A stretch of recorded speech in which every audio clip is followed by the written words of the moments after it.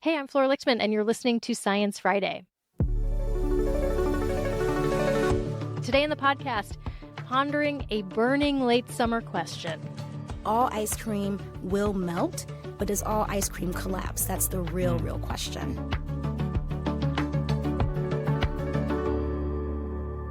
It seems like summer just got started. We're not ready to let go of those days at the beach, the backyard cookouts, and the ice cream. Not only do we love ice cream here at SciFri, obviously, we've also done many stories over the years about the science of this frozen treat, so we're pulling a few out of the back of the freezer for you. Back in 2015, Ira sat down with Maya Warren, an ice cream expert who was at the time a Ph.D. candidate in food science at the University of Wisconsin-Madison. Her task? Help us understand a summertime food science mystery that made the evening news in Cincinnati.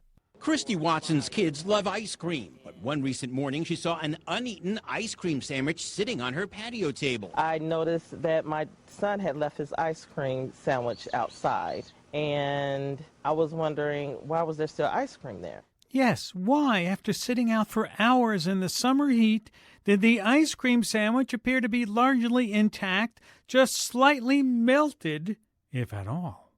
Was there some unnatural ingredient packed into this frozen treat that helped it withstand 80-degree temperature? What gives? That's what we wanted to know. Did this ice cream sandwich really melt, not melt? You know, the ice cream sandwich actually melted. I haven't heard of anyone at high temperatures that they can have ice not melt. So the ice definitely melted, so therefore the ice cream melted. But the structure itself did not collapse, which is really, really, really cool, to say the least. Tell us, why is that so cool?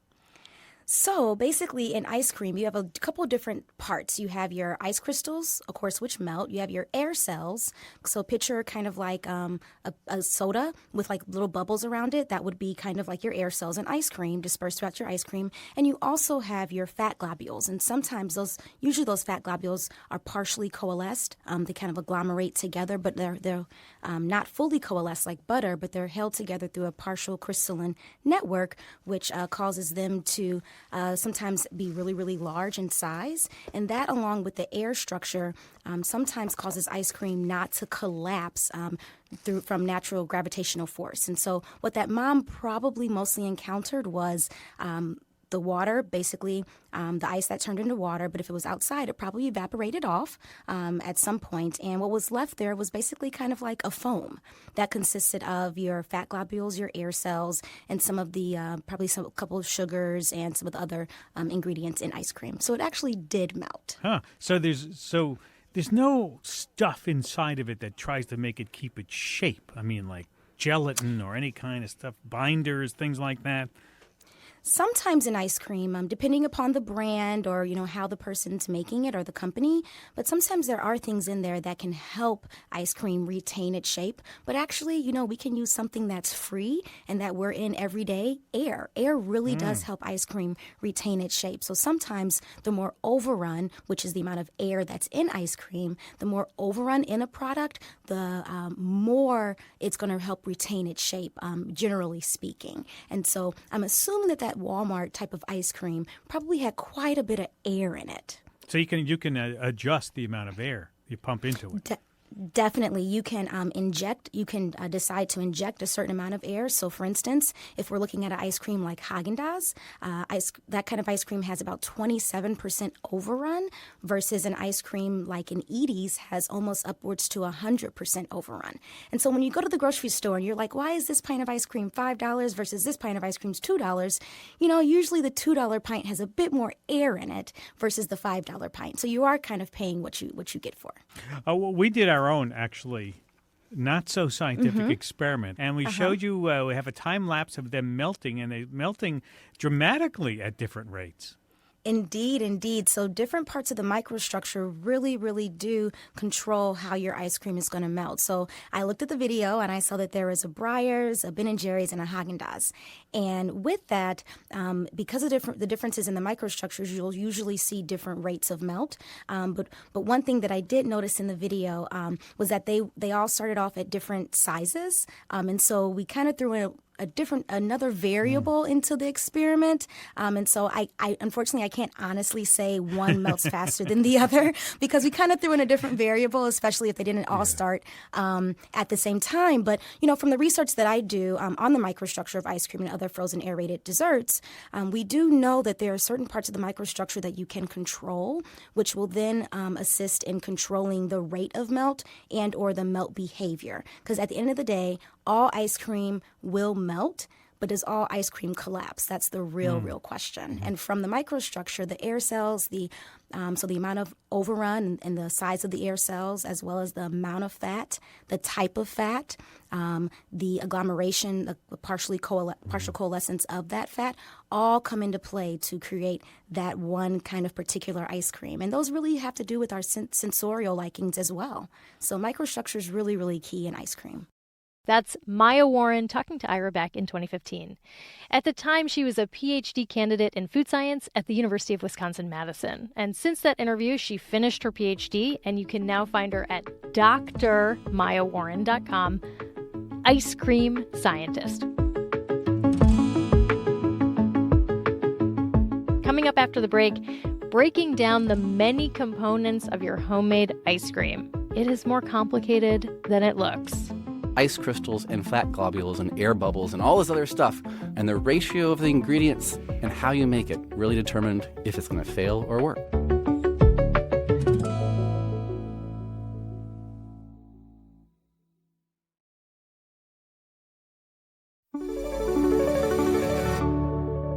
Okay, now that you know the fundamentals of the structure of ice cream, want to try to make your own?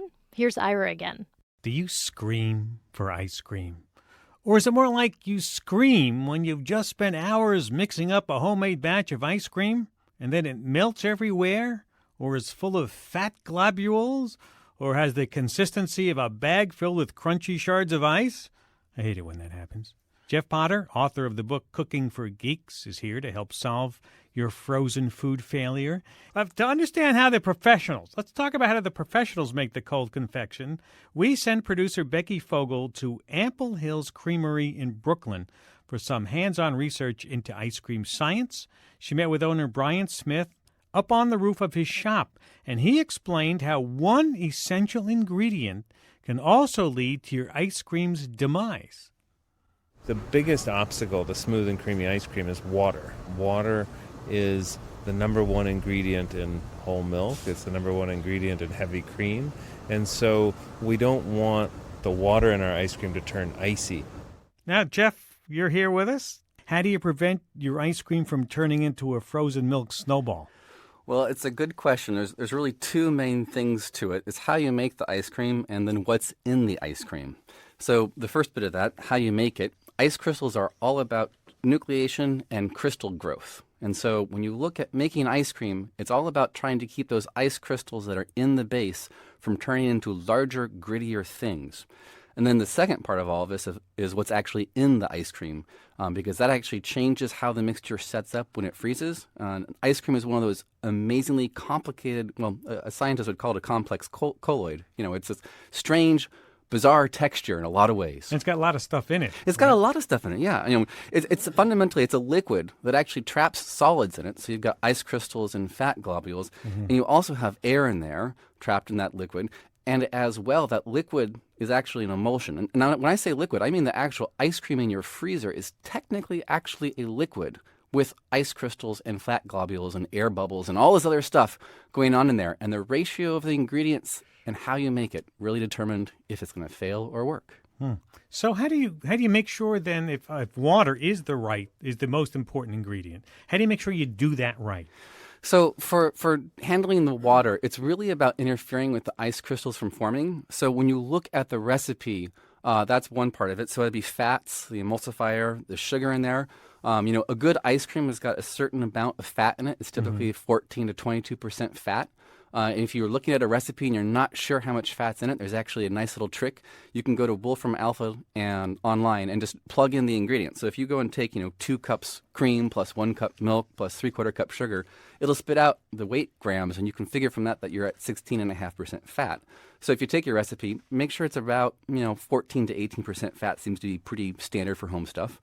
And then the other bit of it is to actually, if you're at home making ice cream, there's actually a couple of cheats you can do. One is to use eggs because they have lecithin in them, and that lecithin acts as an emulsifier. So if you're making an American style or sometimes called Philadelphia style ice cream, it doesn't have the egg, doesn't have the lecithin, doesn't have the stabilizer. So that's the second part of the ingredients. And then the third thing is the amount of sugar in there.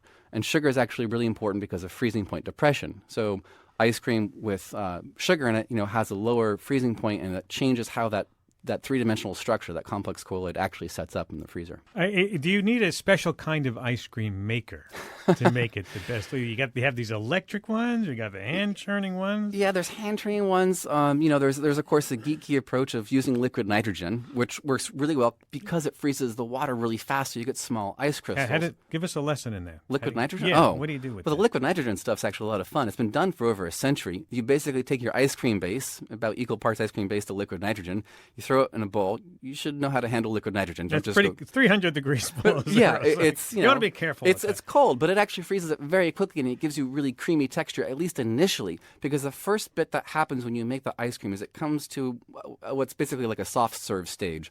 And the second thing that happens is when you put it into your freezer, it sets up into a more solid state. So in soft serve stage, it's about 50% of the water is frozen. At the later stage, it's about 75-80% is frozen.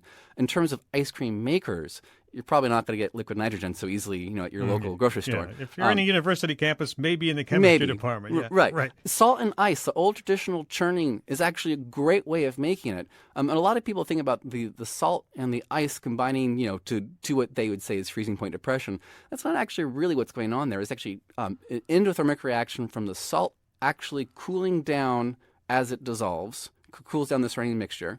And then, of course, the ice itself, as it melts, that takes a lot of heat in from the base. So, if you want, salt and ice in the old-fashioned churning, actually, it's a fun summertime project. About 20 or 30 minutes, you can set up some ice cream and, enjoy it. And if you're not worried about ice crystals, you eat it right away. You don't even have to deal with the possibility of not having enough fat or emulsifiers in there. Mm-hmm. And if you are worried about the crystals? If you are worried about the crystals, then you need to make sure that you actually get those fat, sugar, and emulsifier. Emulsifier is not necessary, but certainly it's a cheat. It helps. You have to make sure you get them in the right ratio. Freezing it quickly is important. So not just when you churn it, but when you put it into your freezer.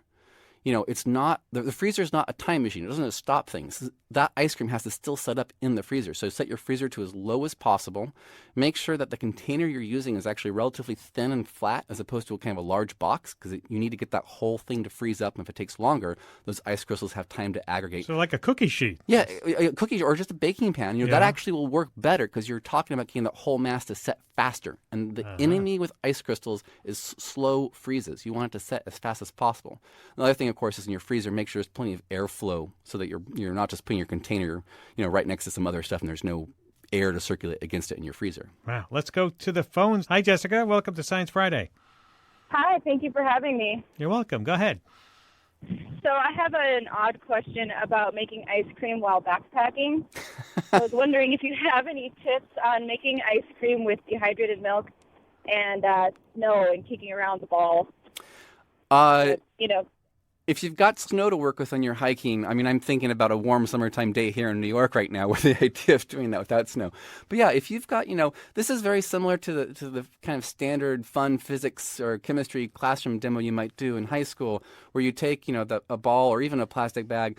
If you take that snow and you pack it around whatever your container is that holds your ice cream base, and if you can pack some salt with you, that table salt, when you throw it in that snow mixture, is going to the process of it actually dissolving is going to take a fair amount of heat from the surrounding thing. I actually brought in a little demo of this, which we can do if you like. What have you got there? What I've got here is a cup of water and a quarter cup, 50 grams of just standard table salt, and they're the same temperature. And you'll see that the temperature right now, I have not added them together yet. The temperature of that water is 74 degrees. Right. And if I dump this in, salt, it's dropping. It's dropping. So what's it saying? It's down to 70. About 70, stirring it up. So you saw almost instantly a 4 or 5 degree Fahrenheit, just instant drop. And that happens because? That happens because the salt crystal itself, when the sodium and the chloride ions are splitting apart from that crystal, that takes a certain amount of heat. Now, to be clear, there's another thing going on here. It's not just the dissolving energy, there's also hydration energy. So as the sodium ions start to float around the solution, that actually also does some stuff. So I actually have a second demo here, just because, Guess we're Science Friday. We're Science Friday. And this is calcium chloride. This is the stuff that you'd be sprinkling on your sidewalk out in the middle of winter. Right. We had a lot of that. and this stuff. So I'm going to take, I've got a second cup here. I'm going to take that probe thermometer, and it should go back up too. You can see it's a little bit warm. It's up, 73 now. Back 73. Okay, now here's what happens when you add this stuff. It's a salt. It's a different salt, but it's still a salt. And look what happens to that temperature. Whoa, it's going up to 83, 91, 103, 116, 121. It gets hot. 124. So this is just to say that when you're making the ice cream, salt is not just, an incidental ingredient. If you want to go make ice cream while you're hiking and you got some snow around, some salt's actually going to help you pull off that trick. Lots of stuff, because I want to move on, because a lot of people just don't want to make vanilla ice cream, right? They add candy, they got cookie dough, sometimes fruit. Now, when Becky Fogel went out to see Brian Smith over there at the Ample Hills Creamery, she asked him about adding strawberries to your ice cream. What's the best way to do that? Anything with fruit in it that you want to pulverize or smush up and mush up and turn into a puree is a real challenge, because, of course, the number one ingredient in every fruit is water. So when we make strawberry ice cream, one of the tricks that you can do is you macerate the strawberries overnight first, which is to say you take your strawberries and you put a bunch of sugar over top of them, and then you leave them in the fridge overnight, and that sugar draws out the water from the strawberries. It draws out a lot of the water. And now you have your strawberries, which have a lot less water content. Jeff, how does that sound to you? That sounds delicious. Strawberries are really tricky because they're like 92% water. And water is the enemy. Now, there's another thing going on here with the sugar, is that fruit, when he macerates it, is actually pulling in sugar. And sugar and water, just like salt and water, has a freezing point depression thing going on. So that fruit will actually set at a lower temperature. So yeah, removing some of the water will certainly help.